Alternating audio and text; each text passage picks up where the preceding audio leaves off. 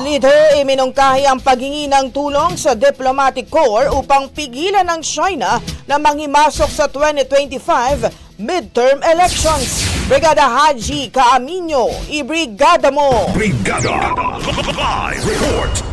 Inirekomenda ni House Assistant Majority Leader Jude Asidre ang pagpapasaklolo sa Diplomatic Corps upang pigilan ang panghihimasok ng China sa 2025 midterm elections sa May 12.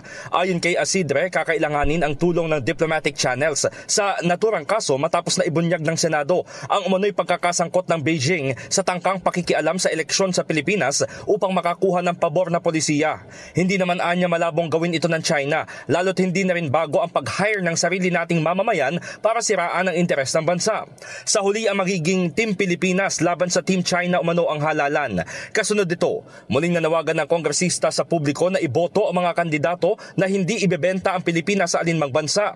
Una nang kinumpirma ni National Security Council Assistant Director General Jonathan Malaya sa Senado na kinontrata di umano ng Chinese Embassy sa Pilipinas ang isang local PR firm para tulungan silang impluwensyahan ang resulta ng eleksyon. In the heart of changing lives, ako si Brigada Haji Caaminio ng 105.1 Brigada News FM Manila, The Music and News Authority.